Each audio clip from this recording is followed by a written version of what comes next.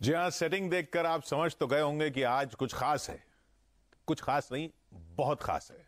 बहुत खास इसलिए क्योंकि आज हम उस शख्स से बात करेंगे जो ज्यादा बात नहीं करते हैं और लोग उनको सुनना चाहते हैं। अब मौका उनके जन्मदिन का है, इसलिए आज उनसे उनके दिल की बात जानने की कोशिश करेंगे। स्वागत करेंगे आमिर खान का। Thank you how are you Kishore? हम लोग बहुत दिनों के बाद मिल रहे हैं। कोविड तो सही। बहुत दिनों के बाद आप भी बोल रहे हैं। जी जी, मेरे ख्याल से कई साल हो गए जो आपने किसी इस तरह का इंटरव्यू शायद 5-6 साल हो गए हैं, शायद मैंने दिया नहीं। इस तरह का इंटरव्यू हम ये उम्मीद कर रहे हैं कि आगे इतिहास में कभी होगा भी नहीं। 57 साल के हो रहे हैं आप 14 मार्च को। 57 जी। 57। जब आप 47 के हुए थे तो एक फिल्म आई थी तलाश। हाँ, और उसकी टैगलाइन थी the answer lies with in. बिल्कुल सही कहा आपने। तो अब 57 में क्या answer lies with in? Actually बड़ा इंटरेस्टिंग सवाल पूछा आपने।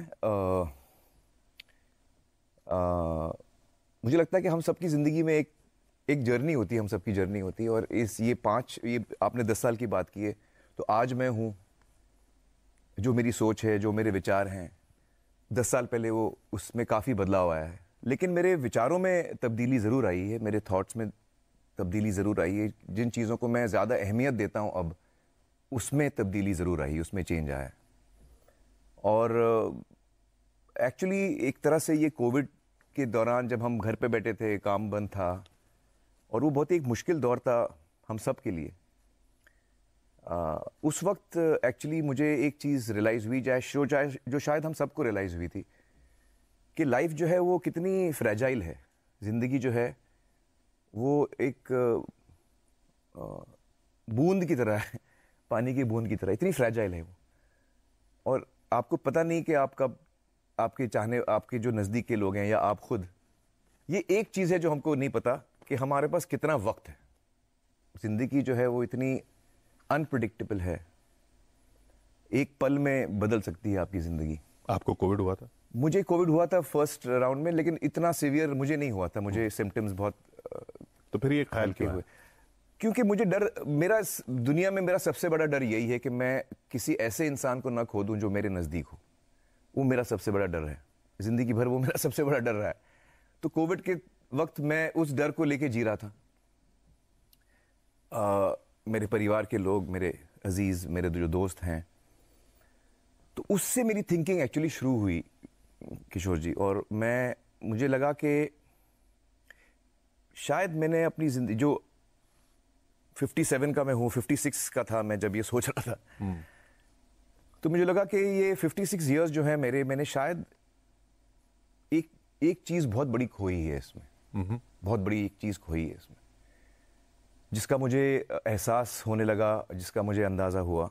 और जितना मैं ज़्यादा सोचने लगा उसके बारे में, वो चीज़ और ज़्यादा पक्की होती गई कि शायद मुझसे कुछ चीज़ें हुई हैं जो शायद मुझे इस वक्त उन चीज़ों में तब्दीली लाना है मुझे। और उसमें सबसे बड़ा ये था कि जब मैं 18 साल का था, मैंने काम करना शुरू किया। एज एन असिस्टेंट डायरेक्टर मैंने काम शुरू किया अपने चचाजान के साथ। और 18 साल का था मैं, जैसे कि हम बोलते हैं ना कि first time you become an adult 18 years old. तो मेरी पूरी अडल्ट लाइफ 18 से लेके अब तक मैं सिनेमा की जिंदगी में ऐसा खोया रहा हूं, और इस बदहवासी में मैं खोया हूं कि, और अच्छी बात है आप किसी चीज के बारे में पैशनेट हैं और आप पूरा दिल लगा के, जी जान लगा के, खुशी के साथ वो काम करते हैं, अच्छी बात है। लेकिन आपकी जो जिम्मेदारियां हैं उनको आप पूरा रखें, फिर आप जो चाहें अपना पैशन फॉलो कर सकें। मुझे लगता है किशोर के कहीं ना कहीं मैंने अपनी जिम्मेदारियों को शोल्डर नहीं किया। इस बदहवासी में जो मेरे अजीज हैं, अम्मी अब्बा जान, मेरे पेरेंट्स से मैं शुरू करूंगा। मेरे जो भाई बहन हैं, रीना जी हैं, मेरी पहली वाइफ, किरण जी हैं, रीना जी के पेरेंट्स हैं, किरण जी के पेरेंट्स हैं, मेरे बच्चे हैं।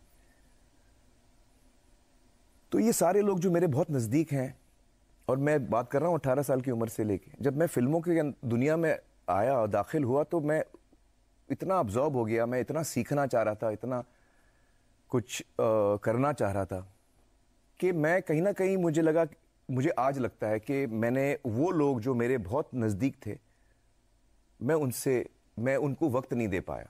जो जिस तरीके से मैं चाहूँगा उनको वक्त देना, जो मेरा पूरा जहन उनके ऊपर हो, क्योंकि वो बहुत मेरे लिए इम्पोर्टेंट हैं। आपको लगता है आप सेल्फिश हो गए या हाँ, आप ऐसे कह सकते हैं कि मैं सिर्फ अपने बारे में सोच रहा था। देखिए, कोई अगर बोले कि मैं अपना करियर शुरू कर रहा हूं और मेरा बहुत दिन रात काम करता हूं, तो हर आदमी को करनी पड़ती। आप 2-4 साल पूरी 24 घंटे लगा देते हैं अपना करियर स्टार्ट करने में, आपका फाउंडेशन बिल्ड कर रहे हैं। चलिए 5 साल तक आपने फैमिली पे ध्यान नहीं दिया क्योंकि आप बहुत मसरूफ थे, बहुत बिजी थे। 30 साल तक तो करेंगे तो फिर ज्यादा हो गया वो। 30-35 साल हो गए आपने मुझे। जब 18 साल की उम्र में ये जर्नी शुरू की थी, मैं आपको एक एग्जांपल देता हूं 2-3। देखिए, मैं बहुत मोहब्बती इंसान हूं, मैं बहुत लविंग इंसान हूं। लेकिन जब मैं सिनेमा की दुनिया में आया तो मेरे सामने एक बहुत बड़ा लक्ष्य था जो मेरी ऑडियंस थी, कि मुझे अपने ऑडियंस का दिल जीतना है। और उस ऑडियंस के साथ मैंने रिश्ता कायम करने की कोशिश की, और उस रिश्ते को मैंने बहुत दिया, अपना वक्त, अपने जज्बात। मैं आपको बहुत कॉन्फिडेंटली ये कह सकता हूं कि मैं अपनी ऑडियंस के साथ हंसा हूं, मैं अपनी ऑडियंस के साथ रोया हूं। जब मेरी ऑडियंस को किसी चीज़ में मैंने उनका हाथ थामा है, कभी हमने इनकरेजमेंट दिया है, कभी मैंने उनको उम्मीद दी है अपने काम के ज़रिए। तारे ज़मीं पर, 3 इडियट्स, ये सारी फिल्में जो हैं, ये बहुत इंपॉर्टेंट फिल्में रही हैं। और मैंने अपने काम को पूरा वक्त दिया है, और वो रिश्ता मैंने गहरा बनाया। और अब जब मैं सोचता हूं तो मुझे लगता है कि शायद उस वक्त ये बात मुझे उस वक्त क्यों नहीं रियलाइज हुई। मुझे लगता है कि उस वक्त शायद मुझे लगता था कि मेरी फैमिली जो है वो तो है मेरे पास। इस वक्त मुझे इन लोगों का दिल जीतना है, जिनको मैं जानता नहीं हूं, जिनके साथ मैं रिश्ता कायम कर रहा हूं। और उस नशे में मैं इतना खो गया था कि मैं भूल गया कि ये लोग मेरा इंतजार कर रहे हैं। तो वो बचपन बच्चों का तो लौट के आएगा नहीं।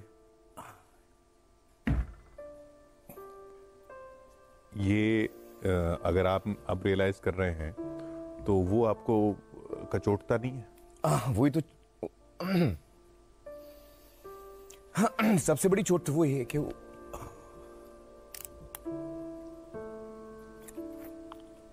क्या है कि ये सेलिब्रिटी होने का दंश है?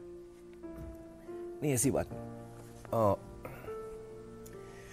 इसका दोष मैं किसी अपने प्रोफेशन को नहीं देना चाहूंगा। मुझे लगता है कि जैसे मेरे बच्चे हैं, आयरा है, जुनैद है, आज़ाद है। आज़ाद अभी 10 साल का है, जुनैद 27 का है, आयरा 23 की है। लेकिन जब आयरा छोटी थी, 2 साल की, 3 साल की, 4 साल की, 5 साल की, मैं था नहीं वहाँ पे किशोर जी। मैं फिल्मों में मसरूफ़ था। ज़ाहिर है मैं अपने बच्चों को बहुत चाहता हूँ, लेकिन जब उसको शायद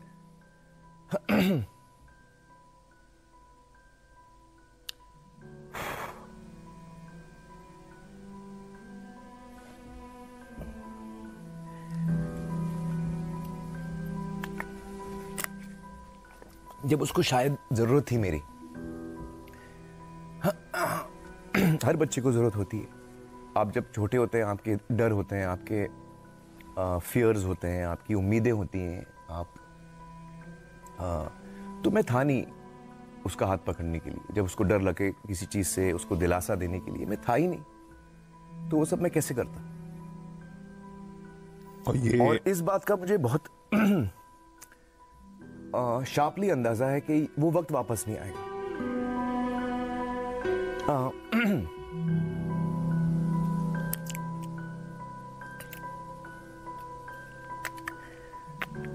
तो जब मुझे वो एहसास हुआ उस बात का, तो मैंने बहुत सोचा। मैं बहुत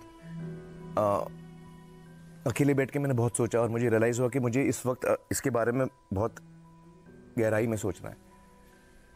तो चाहे वो जुनैद हो, आयरा हो, किरण जी हो, आज़ाद हो, रीना जी हो, मेरे अम्मी अब्बाजान, आज अब्बाजान नहीं है हमारे साथ,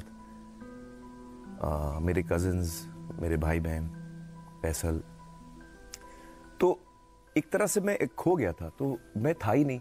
और मेरे परिवार इतना अच्छा है कि उन्होंने कभी मुझे ये एहसास नहीं दिलाया कि भाई हम हैं, हम भी हैं, हम वेट कर रहे हैं।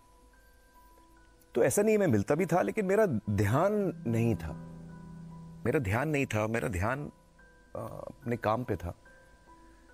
तो आज मुझे लगता है कि जो मैंने प्यार और मोहब्बत, वक्त, ध्यान, वो जो सारा मैंने अपनी फिल्मों को दिया, अपने ऑडियंस को दिया, उसमें से कुछ मुझे अपनी फैमिली को भी देना चाहिए था, बल्कि ज़्यादा मुझे अपनी फैमिली को देना चाहिए। इसका मतलब ये नहीं कि मैं काम ठीक नहीं करूँगा, ऐसी बात नहीं है। कुछ लोग हैं जो अपनी लाइफ को बड़ी बैलेंस तरीके से चलाते हैं, शायद मुझसे वो नहीं हुआ, और उस बात का मुझे एहसास हुआ। और मैं खुश हूँ कि मुझे 56 पे एहसास हुआ। और मैं बैठ के मतलब सर पकड़ के बैठ गया था मैं, मतलब बहुत मुश्किल वक्त था मेरे लिए, जब आपको रियलाइज होता है कि आप एक चीज़ आपसे छूट चुकी है। और जैसे अभी जुनैद का बचपन दोबारा नहीं आएगा, आयरा का दोबारा नहीं आएगा, ये सारा वक्त जो निकल चुका है वो दोबारा नहीं आता है। तो आप उस वक्त आपको बहुत बुरा लगता है कि आपने जो किया है वो आप उसको रेक्टिफाई या उसको आप वापस जाके ठीक नहीं कर सकते। अब आप वही कर सकते हैं जो आपके सामने है। अब जो वक्त है आपके सामने, वो उसका आप इस्तेमाल कैसे करेंगे। तो मैंने बहुत बड़े बड़े डिसीजंस लिए अपने लाइफ में इस दौरान।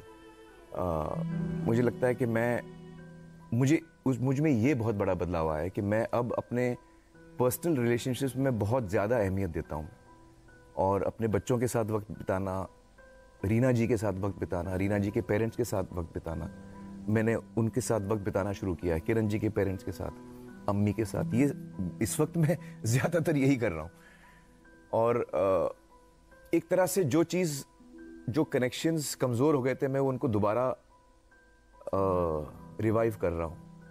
एक पड़ाव ऐसा है जन्मदिन का, और एक सक्सेसफुल, दुनिया की नजरों में तो सक्सेसफुल हैं ही आप कह रहे हैं कि नहीं, मुझे लगता है मैं फेलियर हूं। मुझे लगता है मैं फेलियर हूं। इस पड़ाव पे तो अमूमन ये देखा जाता है कि हमने क्या पाया। आप ये देख रहे हैं कि हमने क्या खोया। जो मैंने खोया है वो बहुत बड़ी चीज है। और मैं ये भी मानता हूं कि वो पूरी तरह से नहीं खोया गया है, क्योंकि अब भी वक्त है, अब भी वो रिश्ते मेरे सामने हैं। तो मैं उस दिशा में निकल चुका हूं जहां मैं अपने रिश्तों को ज्यादा अहमियत दे रहा हूं, ना कि अपने काम को। काम से मेरा उतना ही लगाव है, ऐसी बात नहीं है। लेकिन अब मैं सोचता हूं कि भाई मैं अपने दिन में 24 घंटे होते हैं, आप 8 घंटे सोते हैं, हम कोशिश करते हैं कि हम 8 घंटे सोएं, फिर काम भी होता है। अब 8 घंटे आप काम करेंगे तो फिर बाकी चीजें भी आपके दिन की तो आप कितना वक्त किस चीज को दे रहे हैं। अब उस पे मैं बहुत सोचता हूं कि भाई ये मेरा वक्त जो है, मैं कितना वक्त किसको दे रहा हूं, किस चीज को दे रहा हूं। इस पे मैं माइंडलेसली नहीं करता हूं ये चीज, मैं सोच के करता हूं कि भाई नहीं, मुझे इस वक्त ये करना है। तो मैं अब मतलब थोड़ा इंप्रूवमेंट आया मुझ में, ये कह सकता हूं। भगवान अगर आपसे कहे कि ठीक है, आपको लौटा देंगे, आपके बच्चों का बचपन लौटा देंगे, आपको वो वक्त लौटा देंगे, उसके बदले में आप क्या दोगे जो आपने पाया अभी तक? उसके बदले में क्या दे दोगे वापस?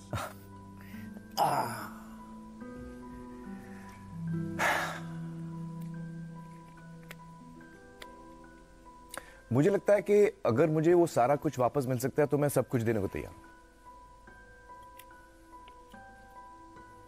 फिर आमिर खान नहीं होगा, वो आमिर खान नहीं होगा जो नहीं, वही होगा या शायद दूसरा होगा। लेकिन जो सवाल पूछा उसका मैंने जवाब दे दिया कि मैं आप सब कुछ देने को तैयार हैं। अगर मुझे वो मेरे बच्चों का बचपन या वो वक्त जो मैं दोबारा मैं अगर आप दे सके मुझे, या भगवान दे सके मुझे।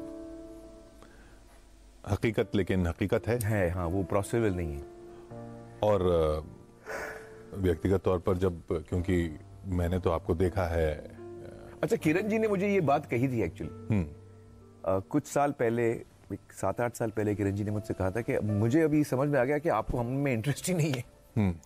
तो मैंने कहा आप ऐसे क्यों कह रही हैं? तो उन्होंने कहा कि आप एक्चुअली अपनी दुनिया में रहते हैं, आपको काम के तो हम आपके सामने बैठे बात भी करते हैं तो आपका ध्यान एक्चुअली आपके काम में है। और वो आपको ऐसा खींचता है कि आप अपने आप को रोक नहीं पाते। अब आप बैठे मेरे साथ हैं, लेकिन आपका ध्यान अगर काम पे है, तो फिर क्या किया जाए? माइंड को कंट्रोल करना मुश्किल होता है।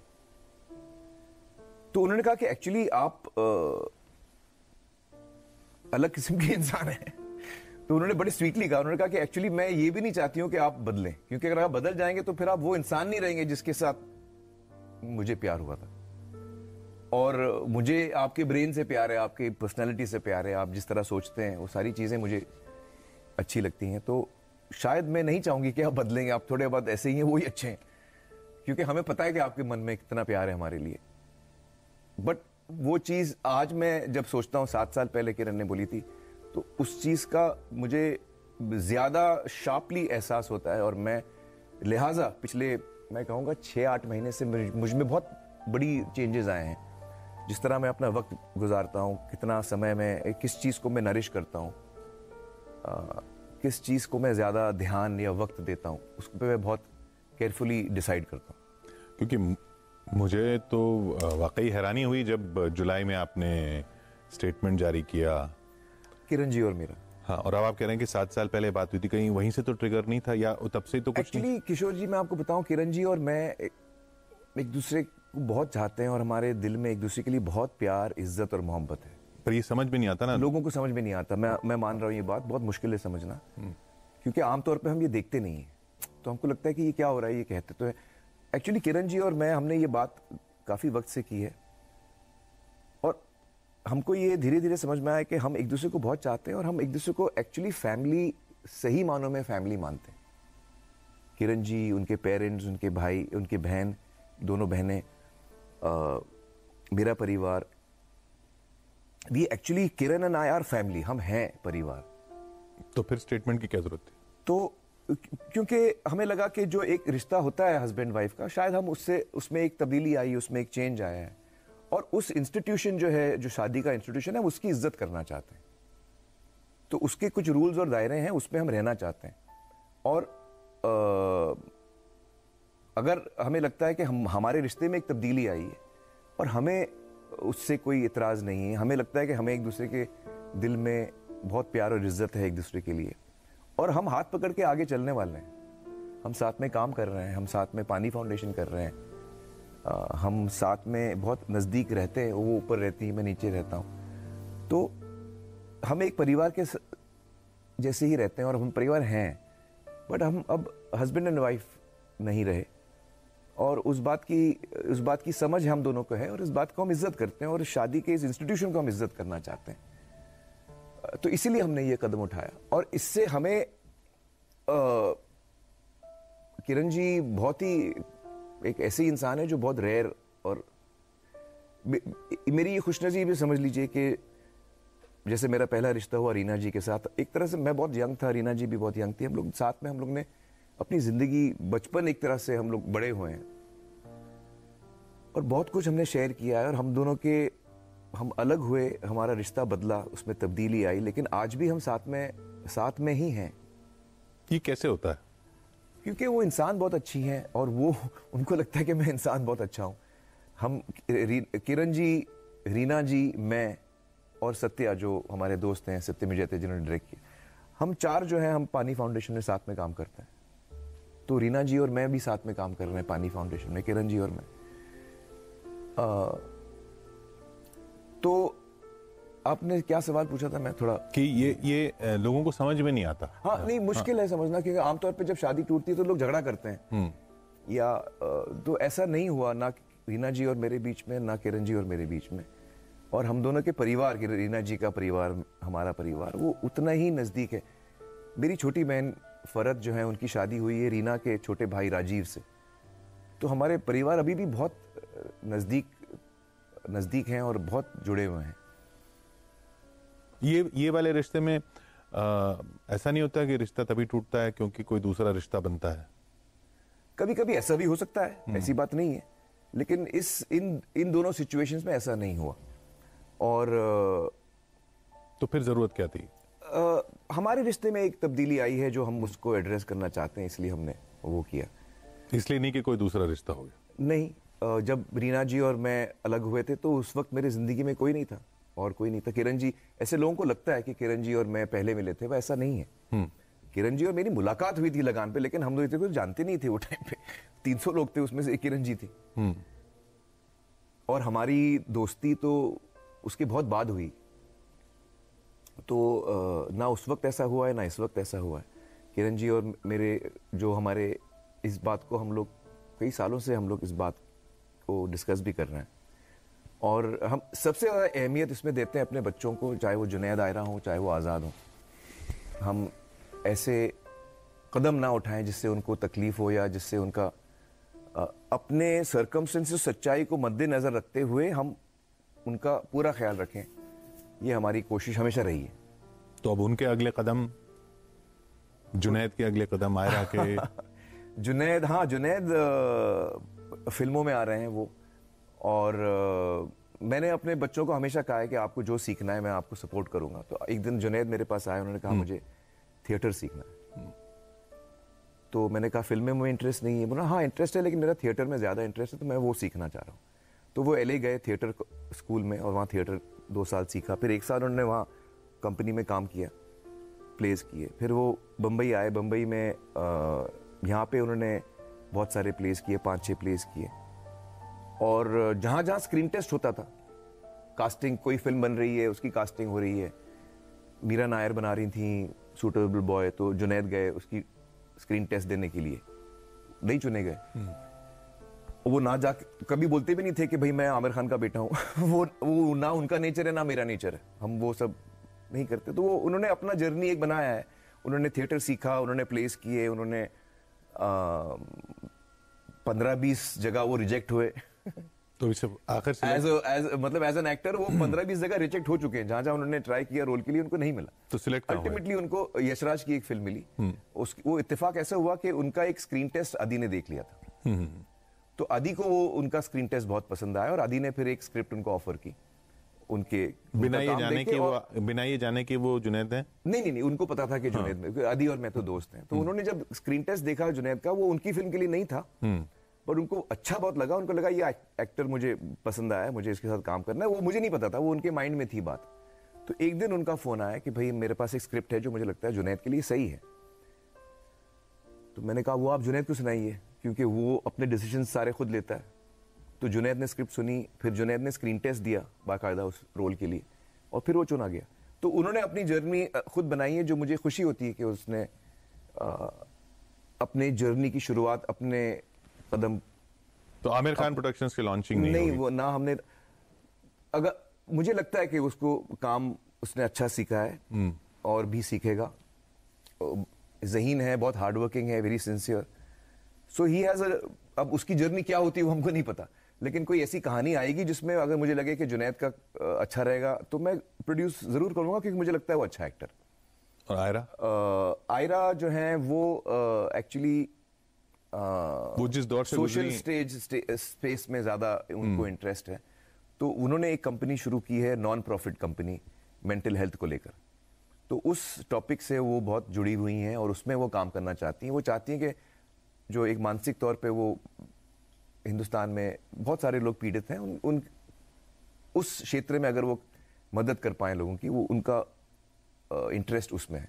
तो मैं भी उनके साथ उस काम में जुड़ा हूं। उनकी कंपनी का नाम है उस सेक्टर में। तो आपने सत्यमेव जयते के दौरान भी जी इंटरेस्ट लिया? सत्यमेव में हम लोग ने भी उसमें साथ में काम किया था असल में। तो 3 सीजन किए थे, 24 एपिसोड किए थे। मेंटल हेल्थ भी हमारा एक उसमें एपिसोड था, लेकिन ये अब वो फुल टाइम मेंटल हेल्थ में काम करना चाह रही हैं। तो बहुत रिसर्च कर रही हैं, और वो एक छोटी सी टीम के साथ, मैं भी उनकी टीम में हूँ बाय द वे। अच्छा। मैं भी हूँ, फुल टाइम मैं उनके साथ नहीं हूँ, लेकिन मैं पार्ट टाइम उनके साथ काम करता हूँ। और 3 महीने तो मैं लगातार 3 महीने ऑफिस गया, उनके ऑफिस गया मैं। ये कुछ 6 महीने पहले की बात कर रहा हूँ मैं, 4-6 महीने की। तो so I'm also working with her and spending time working with her. She's much better. She's doing well. हाँ, क्योंकि वो जो उन्होंने पब्लिक में बताया। हाँ जी, उनके काफी चैलेंजेस रहे हैं अपने जिंदगी में आयरा के, और I am very happy to see she is fighting it very strongly, और एक हिम्मत दिखा रही है वो। और वो उनमें एक बहुत बड़ा इंप्रूवमेंट भी आया है, जो मुझे इस बात से खुशी है। इस सब के लिए आप जिम्मेदार मुझे अच्छा ये लगता है कि उनकी इतनी प्रॉब्लम्स हैं, वो स्ट्रगल कर रही थी। इसमें मैं ज्यादा नहीं बोलूंगा, क्योंकि इसके बारे में सिर्फ उनको बोलने का हक है। लेकिन अच्छा मुझे ये लगा कि उनकी तकलीफें हैं, लेकिन वो फिर भी दूसरों की तकलीफें सॉल्व करने के लिए कदम उठा रही हैं, जो मुझे बहुत अच्छा लगा। नहीं तो आपने जो शुरुआत में बात की, तो आप क्या अपने आप को जिम्मेदार मानते हैं इन सब हालात के लिए? देखिए, मैं आपको ये कहूंगा कि कोई भी बच्चा जो है या कोई भी इंसान जो है, एक तो हम जो जिस चीज़ों से हम पैदा होते हैं, हमको अपने माँ बाप से कुछ चीज़ें मिलती हैं, हमारे क्या कहते हैं डीएनए में कुछ चीज़ें, जीन्स में हमको मिलती हैं, और तो उसका कुछ असर होता है हम पर। लेकिन सिर्फ वो असर नहीं होता, उसके साथ साथ हमारा जो इर्द गिर्द जो एटमॉस्फेयर है, जो लोग हैं जिनके साथ हम बड़े होते हैं, जो हमारे दोस्त हैं, माँ बाप सबसे इंपॉर्टेंट है उसमें, फिर हमारे दोस्त, हमारे टीचर्स, वो जो माहौल है हमारे इर्द गिर्द, उसका भी असर होता है। तो मैं जो कुछ भी हूं वो उस माहौल का प्रोडक्ट हूं, और अपना जो जीन्स या डीएनए लेके मैं पैदा हूं उसका असर है मुझ पे। तो इन दोनों का असर होता है। तो यकीनन मेरा जो एब्सेंस है अपनी फैमिली के साथ, मैं ये नहीं कहूंगा कि मैं बिल्कुल नहीं था।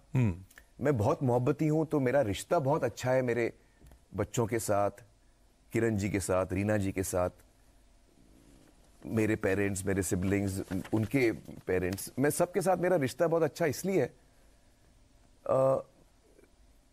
क्योंकि वक्त मेरे पास कम था, लेकिन मैं मोहब्बती इंसान हूं, तो मैं टोटली एब्सेंट था ऐसा भी नहीं है। लेकिन जो मुझे लगता है मैंने बहुत कुछ खोया है उसमें, जो मेरा ध्यान नहीं था, मैं वो कह रहा हूं, मेरा ध्यान नहीं था। मेरा ध्यान फिल्मों में था, मेरा ध्यान मेरे किरदारों में, मेरे कैरेक्टर्स में, जो फिल्म में जो चैलेंजेस आते हैं उस पर मेरा ध्यान था। और वो बात मुझे लगती है कि अगर मतलब मैं इस चीज को मुझे महसूस होता है कि मैं अगर होता तो यकीनन चीजें अलग होती, वैसे तो नहीं होती जो जैसे अभी हैं। लेकिन ठीक है, जो हुआ वो हुआ। अगर मैं उस चीज को लेकर रोता ही रहूंगा तो फिर वो भी सही नहीं है। एक दफा आपको रियलाइजेशन हो जाता है, फिर आपको उस पर कदम भी उठाने पड़ते हैं। आजाद के साथ कुछ इसका, आजाद अभी 10 साल का है, तो मुझे, जैसे हम लोग जो वक्त की बात कर रहे थे, तो मुझे रियलाइज हुआ कि आजाद जो है वो अभी 10 साल का है, 2-3 साल और हैं उसके बचपन के, तो वो मैं पूरी तरह एंजॉय करना चाहूंगा। लेकिन पेरेंट्स का, और इत्तेफाक से किरण जी भी अपनी फिल्म बना रही हैं इस वक्त, उसकी फिल्म की शूटिंग चल रही है। अच्छा। तो पिछले 4-6 महीनों से वो भी बहुत बिजी रही हैं प्री प्रोडक्शन में। इस वक्त उनकी शूटिंग चल रही है जैसे हम बात कर रहे हैं। तो मैं पूरी जिम्मेदारी आजाद की मैंने उस वक्त उठाई, और खुशी खुशी, क्योंकि मुझे ये सारी चीजों का एहसास भी हो चुका था। तो जो अंग्रेजी में हम कहते हैं प्राइमरी पेरेंट, जो मेन पेरेंट होता है वो, क्योंकि किरण जी बिजी थी, जब मैं बिजी होता हूं तो वो थी प्राइमरी पेरेंट। अब जब वो बिजी फिल्म बना रही हैं तो मैं प्राइमरी पेरेंट बन के मैं आजाद को रोज सुलाना, स्कूल उठाना, स्कूल ले जाना, उसका होमवर्क चेक करना, वो सारी चीजें जो बाकी पेरेंट्स के साथ उनके प्ले डेट्स ऑर्गेनाइज करना, वो सब अब मैं हैंडल करता हूँ। तो नहीं, पेरेंट्स का इस तरीके से जिम्मेदारी संभालना वो तो अच्छी बात है ही, लेकिन आपको क्या ज्यादा गलत लगता है कि पेपर बच्चे को ये भी तो पता चल रहा है ना कि पेरेंट्स अब हस्बैंड वाइफ नहीं है? बहुत इंटरेस्टिंग चीज। एक्चुअली हमने सबसे पहला जो इंसान था जिसको हमने बताया, किरण जी और मैंने, वो था आजाद। तो आजाद को हमने बताया कि हमें ऐसे लगता है, पहले हमने उसको बताया कि शादी क्या होती है, बहुत छोटा है, कि शादी क्या होती है और लोग क्यों शादी करते हैं और हमने क्यों शादी की, और लोगों का क्या नजरिया है, आमतौर पे डिवोर्स क्यों होते हैं, उसका क्या मतलब होता है, और हम क्यों कर रहे हैं। तो उसको ये फर्क बहुत जल्दी समझ में आ गया। और सबसे बड़ी बात मैं आपको बताऊं कि बच्चे जो होते हैं ना, उनके दिल में वो समझ जाते हैं कि माँ बाप के बीच में कुछ टेंशन है या नहीं है। आप भले उनके सामने बात करें या ना करें, वो समझ जाएंगे कि कुछ गड़बड़ है। और हम उसको बोल रहे हैं कि भाई हम अब उस चीज पे जाने वाले जिसका नाम है डिवोर्स, आजाद। और उसको चिंता नहीं हो रही है, क्योंकि उसको हमसे फील नहीं हो रहा है कि हम अलग हो रहे हैं। उसको वाकई दिल में फील नहीं हो रहा है। तो उसने बोला तो प्रॉब्लम क्या है, उसने हमसे पूछा। तो हमने कहा नहीं, लोग डिस्टर्ब होंगे, वो शायद उनको लगेगा। तो ये सब तो कुछ चेंज नहीं हो रहा है, हम ऐसे ही रहेंगे। हमने कहा हाँ, हम ऐसे ही रहेंगे। एक्चुअली मैं आपको बताऊं, किरण जी और हमने, क्योंकि हम लोगों ने पहले इसके बारे में बातचीत की थी, तो हमने जब एक फ्लैट है किरण जी का ऊपर है, मैं नीचे हूं, तो हमने सोचा था कि हम लोग रेंटेड जगह पे रह रहे थे पहले, बिल्डिंग का रिपेयर चल रहा था। तो हमने ये डिसाइड किया जब हम वापस जाएंगे अपने पुराने घर में, तो घर तो एक तरह से एक ही है, वो ऊपर है मैं नीचे हूँ, तो हम लोग अलग अलग बेडरूम्स बना के, ताकि एक आज़ाद को एक फीलिंग आ जाए कि ये पूरा जो है एक ही घर है। मैं कभी इस मम्मी के बेडरूम में हूँ, कभी पापा ऊपर आ जाते हैं, मम्मी नीचे आ जाती हैं। तो वो 1.5 साल 2 साल तक वो एक उसने एक्सपीरियंस किया, क्योंकि हम इससे ज्यादा अलग नहीं होने वाले सिर्फ ऊपर नीचे होने वाले। तो उसको हमने पहले वो एक्सपीरियंस करा दिया कि भाई ये जिंदगी है हमारी, और उसको फील भी नहीं हुआ क्योंकि हम साथ में ही रहते थे हमेशा। तो फिर जब उसको हमने बताया तो उसने बोला तो इसमें चेंज क्या होगा? उसने बोला कुछ इसमें चेंज नहीं होगा, जैसे 2 साल से हम रह रहे हैं वैसे ही होगा। तो उसने बोला तो फिर इसमें प्रॉब्लम क्या है? तो हमने बोला प्रॉब्लम ऐसे नहीं है, ये है कि शायद लोग आपसे बात करेंगे, लोगों को फिक्र होगी। तो actually I would like to say touch wood के आजाद हैज, क्योंकि उसको पता है कि हम कितना एक दूसरे को प्यार करते हैं और एक दूसरे की हमारे दिल में कितनी इज्जत है, बच्चे को फौरन समझ में आता है, उसको आप बेवकूफ नहीं बना सकते। तो वो रिलैक्स्ड है और उसकी हमें चिंता थी जिसको हम अहमियत दे रहे थे, और I am very happy that he is understanding exactly what it is. क्या इसी वजह से आपने पिछले अपने बर्थडे पे सोशल मीडिया छोड़ दिया?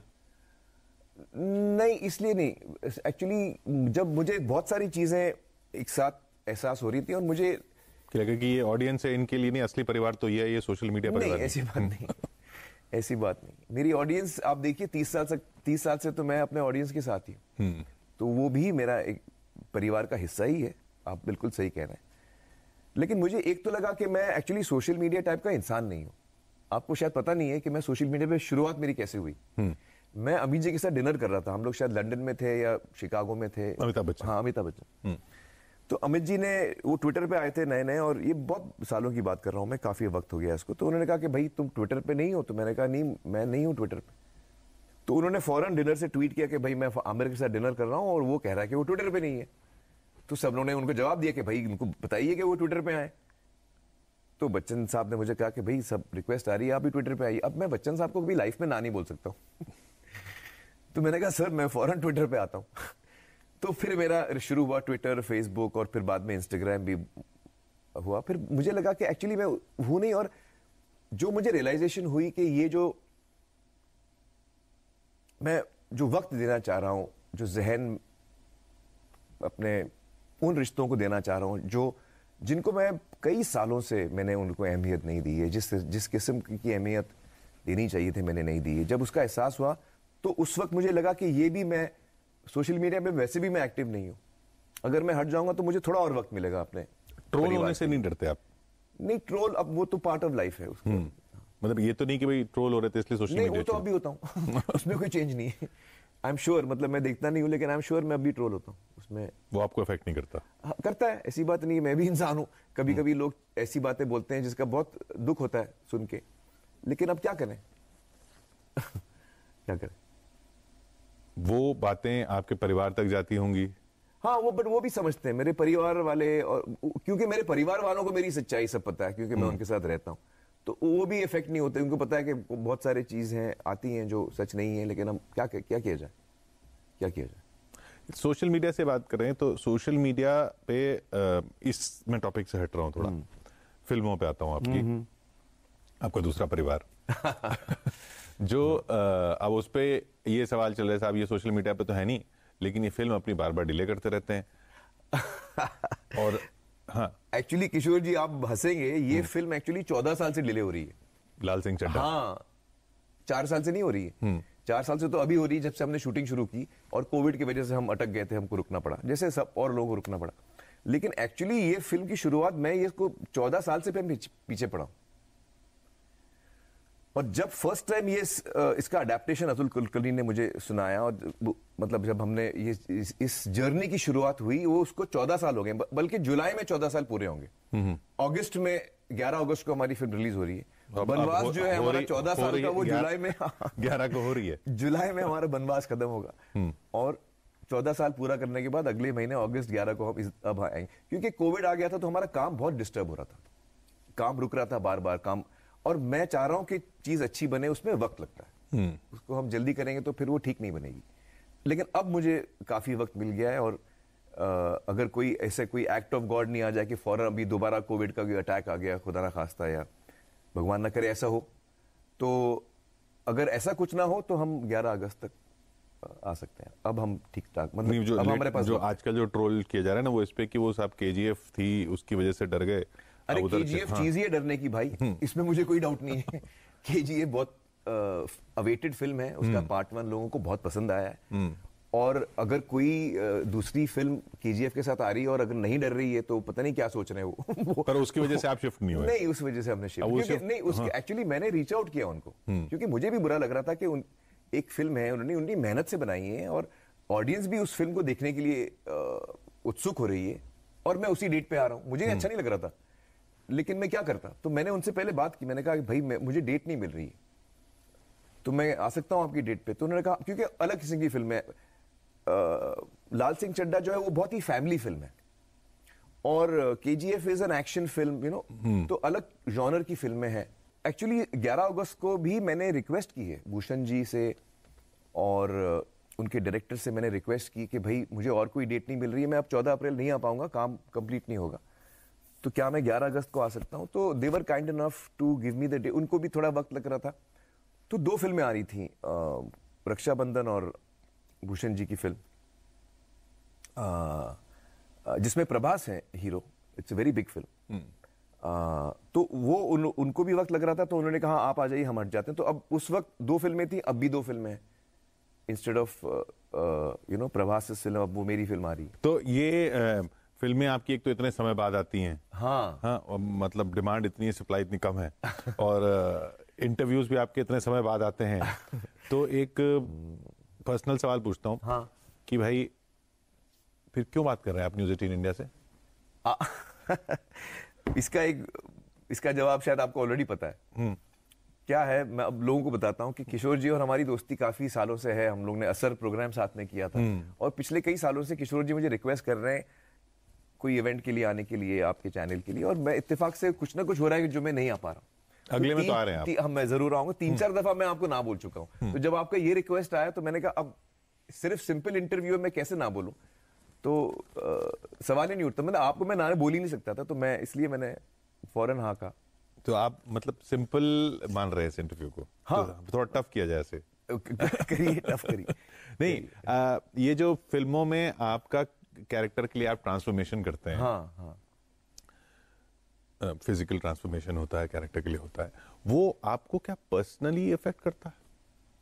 ये एक्चुअली ये सवाल आपने जो पूछा, मैं इसके साथ में मुझे इसका जवाब नहीं पता, क्योंकि जब मैं लॉजिकली सोचता हूं तो मुझे लगता है कि नहीं, इसका असर नहीं होना चाहिए। मैं वो कैरेक्टर थोड़ी बन जाता हूं, मैं तो आमिर ही हूं और मैं वो किरदार, क्योंकि बाकी लोग भी एक्टिंग करते हैं, लेकिन आप तो अपना पूरा शरीर ही बदल देते हैं। हाँ, लेकिन क्या मुझे ओवर टाइम मुझे 2-3 चीजें रियलाइज हुई जो मुझे बहुत ऑड लगी। जैसे मुझे याद है, मैं गजनी कर रहा था, और गजनी के वक्त मैंने वो लुक थी मेरी, बाल छोटे थे, और उससे पहले तक जहां पर भी मैं जाऊं पब्लिकली, लोग मेरी तरफ आते हैं, और मेरा नेचर और पर्सनालिटी भी ऐसा है कि मैं स्माइल करता हूं लोगों को, मैं कनेक्ट करता हूं। तो आमतौर पे जहां पे भी मैं जाता था, मुझे एनर्जी मेरी तरफ आते हुए फील होती थी। लोग मेरी तरफ बढ़ते थे, मिलने के लिए, फोटो के लिए, कुछ भी बात करने के लिए। तो लेकिन गजनी के दौरान जब भी मैं कहीं पे भी चलता था, लोग मुझसे दूर हटते थे।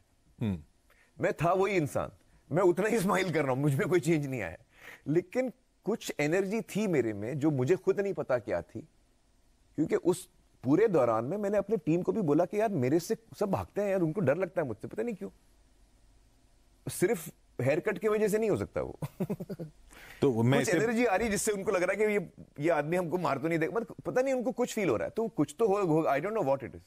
मैंने जैसे हम लोग अभी, जैसे मैं अभी लाल सिंह चड्ढा कर रहा हूं, इसलिए मैंने ये सवाल पूछा। हाँ, अभी लाल सिंह चड्ढा जो है वो बहुत इनोसेंट कैरेक्टर है, बहुत ज्यादा इनोसेंट कैरेक्टर, और इमोशनल, बहुत इमोशनल कैरेक्टर है। और उसी दौर में मैं आपको देख रहा हूं, और उसी दौर में मैं इस तरह इफेक्ट भी हो रहा हूं। तो मैं सोच रहा हूं कि ये क्या हो रहा है, इसलिए मैं बोल रहा हूं कि शायद होता होगा, मुझे नहीं पता, मुझे नहीं पता। चलिए, तो थोड़ा सा माहौल बदलते हैं, हाँ। ताकि स्टैंडर्ड वाले कुछ सवाल जवाब हो जाए, कुछ रैपिड फायर वाले। हाँ, चलिए, क्वेश्चन नंबर 1, आप इस वक्त क्या पढ़ रहे हैं? इस वक्त तो मैं, क्योंकि आजकल मैं कई महीनों से मैं आजाद, रात को हम लोग साथ में किताब पढ़ते हैं, ही लाइक्स, मैं पढ़ता हूं उनके लिए। तो आजकल वो हैरी पॉटर की किताब है जो मैं रोज रात को पढ़ता हूं उनके लिए, वो मैं पढ़ रहा हूं आजकल। जादू चल रहा जीवन में। हाँ जीवन में जादू है। हाँ, सही कह रहे हैं आप, सही कह रहे हैं। अच्छा, क्या है, जब बच्चों को आप कहानी सुनाते हैं ना, तो आजाद इतना एक्साइटेड हो जाता है, वो देखने के वो चीज है। वो जब कोई भी किताब में जब कोई एक्साइटिंग मोमेंट आता है, वो उठ जाता है, वो यहां से वहां दौड़ता है, वो जंप करने लगता है, इतना एक्साइट हो जाता है कहानी सुन के। मतलब बच्चे कितना खो जाते हैं, एक्साइट हो जाते हैं कहानी में। So it's so wonderful to see that, इतना अच्छा लगता है मुझे। आपको बचपन में कहानी सुनाते थे? बचपन में मुझे कहानियां सुनने का इतना शौक था। कौन सुनाता था? माई ग्रैंड मदर, अम्मी, फूफी जान हम उनको कहते थे। शी वाज एक्चुअली, नानी जान कहते थे, but she was actually my mother's फूफी। तो उनसे कहानियां सुनते थे, हमारे घर में जो कुक थी उनसे सुनते थे, अम्मी से सुनते थे। लेकिन सबसे ज्यादा मुझे जो कहानी सुनने का इतना इंटरेस्ट था कि उसके अलावा जो राइटर और डायरेक्टर्स घर आते थे अब्बाजान को कहानी पिच करने के लिए, क्योंकि अब्बाजान प्रोड्यूसर थे, तो वो बैठते थे कहानी सुनने के लिए, और मैं भी कोने में बैठ जाता था।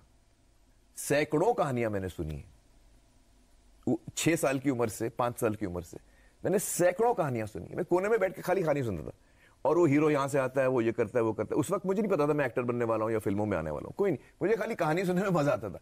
तो मैं कोने में बैठ के कहानी सुनता था, वो खत्म हो जाती थी, मैं अपने कमरे में चले जाता था। आमिर खान पी के या आमिर खान खा के? एक गुड न्यूज आपको मुझे देनी है। मैं कभी कभी अल्कोहल पीता था एक वक्त पे, लेकिन अब मैंने वो डिसाइड किया कि मैं जिंदगी भर मैं अल्कोहल कभी टच नहीं करूंगा। तो पी के तो मैं हो ही नहीं सकता, मैं सिर्फ खा के हो सकता हूँ। क्यों छोड़ा?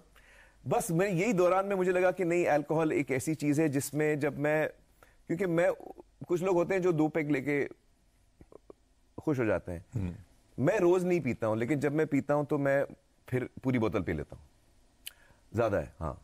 आपका एक्सप्रेशन से मुझे समझ में आया। तो वो ठीक नहीं है। और जब आप बहुत ज्यादा नशे में होते हैं तो फिर उस वक्त आप कुछ चीजें भी करते हैं कभी कभी जो आपको लगता है कि यार ये ऐसे कैसे कर लिया मैंने, ऐसे कैसे बोल दिया। ऐसा कर दिया क्या आपने कुछ? नहीं, ऐसा कुछ बड़ा कांड नहीं हुआ है। लेकिन मुझे तो, आप अपने कंट्रोल में नहीं रहते ना, तो वो अच्छी बात नहीं है। जो चीज आपको अपने कंट्रोल में नहीं रखे, आपको उससे दूर रहना चाहिए। हर चीज आपके कंट्रोल में रहनी चाहिए। तो मुझे लगता नहीं कि मैं अल्कोहल को कंट्रोल कर पाऊंगा, तो बेटर है कि मैं उसको छोड़ दूं। तो वो मैंने फैसला किया। तो पी के अब नहीं हो सकता, मैं सिर्फ खा के हो सकता हूं। किसी इंसान में आप, क्योंकि आप लाल सिंह चड्ढा कर रहे हैं, IQ प्रेफर करेंगे या EQ, किसको ज्यादा अहमियत देंगे? मैं EQ ज्यादा अहमियत देता हूं। EQ मतलब इमोशनल कोशेंट, मतलब हाँ। आदमी का जो आदमी जज्बात को समझता है, जो दूसरों के जज्बात की इज्जत करता है। हाँ, मैं कोशिश करता हूं कि मैं दूसरे इंसान का जो पॉइंट ऑफ व्यू है वो मैं समझूं, और कभी कभी जब आप दूसरे इंसान का पॉइंट ऑफ व्यू सुनते हैं और आपको फिर भी आप अग्री नहीं करते ना, एक्चुअली जैनिज्म में ये एक टेनेंट है कि एक तो नॉन वायलेंस, दूसरा उतना ही इस्तेमाल करो जितना आपको जरूरत है, और तीसरा कि जब आपके सामने एक ऐसा इंसान हो जो आपसे एकदम अग्री नहीं कर रहा है या आप उससे अग्री नहीं कर रहे हैं,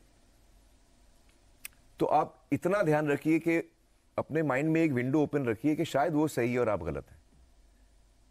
और कम से कम इतना तो आपको समझना चाहिए कि जैसे आपके विचार हैं वैसे उसके भी हैं, और चाहे वो अलग है उसको भी उतना ही अधिकार है अपने विचारों को सामने रखने का जितना आपको है।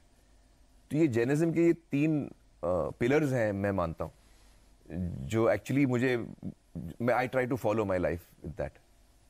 Non violence, use as less as you can, don't waste, and सब लोगों का पॉइंट ऑफ व्यू आप अंडरस्टैंड करो, और कम से कम आप इतना तो समझ लो कि उसको राइट है वो अलग फील करने का, पूरी उसको आजादी है। आपने जैनिज्म की बात की, तो आप स्पिरिचुअल नहीं हैं या हर रिलीजन को की फिलॉसफी समझते हैं, कोशिश करते हैं? मैंने थोड़ा बहुत रिलीजन्स को समझने की कोशिश की। हिंदुस्तान एक्चुअली देश ही है रिलीजन्स का। हम सब तो हम बातचीत में ही इतना कुछ सीख लेते हैं, बचपन से बड़े बड़े होते होते हैं महाभारत भी सुन लेते हैं, रामायण भी सुन लेते हैं,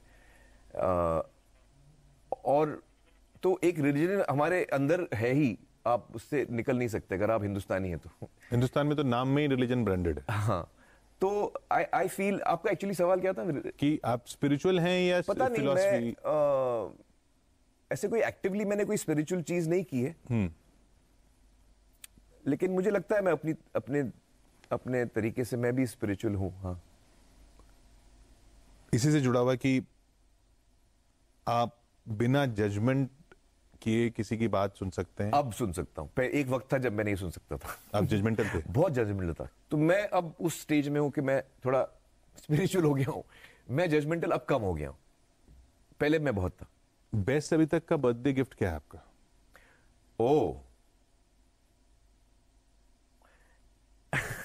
एक्चुअली मेरा बेस्ट बर्थडे गिफ्ट मुझे लगता है 2 दिन पहले मुझे मिला। क्योंकि 2 दिन पहले किरण जी 1 महीना भोपाल में शूटिंग कर रही थी और वो लौटी थी 2-3 दिन पहले लौटी, तो हम लोग रात को बैठे हुए थे और मैंने उनको ऐसे ही पूछा कि यार किरण, आप मुझे इतनी अच्छी तरह जानते हो, आपसे बेहतर कोई मुझे जानता नहीं है, तो आप मुझे ऐसी चीजें बताओ मेरे बारे में जो क्योंकि मैं इस दौर से गुजर रहा हूं जो मैं अपने आप को बेहतर बनाने की कोशिश कर रहा हूं, अपनी कमजोरियों को टटोलने की कोशिश कर रहा हूं, इंप्रूव करने की कोशिश कर रहा हूं। तो मैंने उनसे पूछा कि आप कुछ मुझे ऐसी चीजें बताइए जो आपको लगता है कि मैं इंप्रूव कर सकता हूं, जो मेरी कमजोरियां हैं, जो मुझ में खामियां हैं।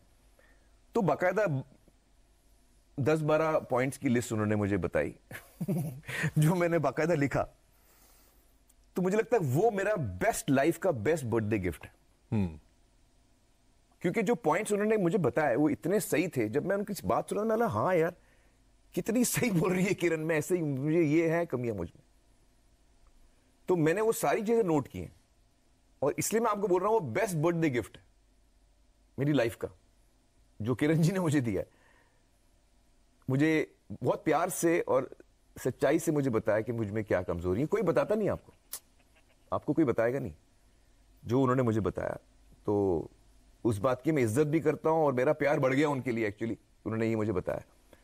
तो that's my best birthday gift of my life, सालगिरह को जो मुझे गिफ्ट मिली है। दुनिया आपको मिस्टर परफेक्शनिस्ट कहती है। वो गलत कहती है, उनको आइडिया ही नहीं है। एक्चुअली मैं इतना इमोशनल आदमी हूं मैं परफेक्ट कोई एंगल से हो ही नहीं सकता। मेरे सारे डिसीजंस इमोशनल होते हैं। आई थिंक लोगों को एक दूर से अंदाजा होता है कि यार ये आप परफेक्ट, आपके लिए नहीं, आप परफेक्शनिस्ट कि आपको सब चीज परफेक्ट चाहिए। नहीं, मुझे हर चीज मैजिकल चाहिए, मुझे परफेक्ट नहीं चाहिए।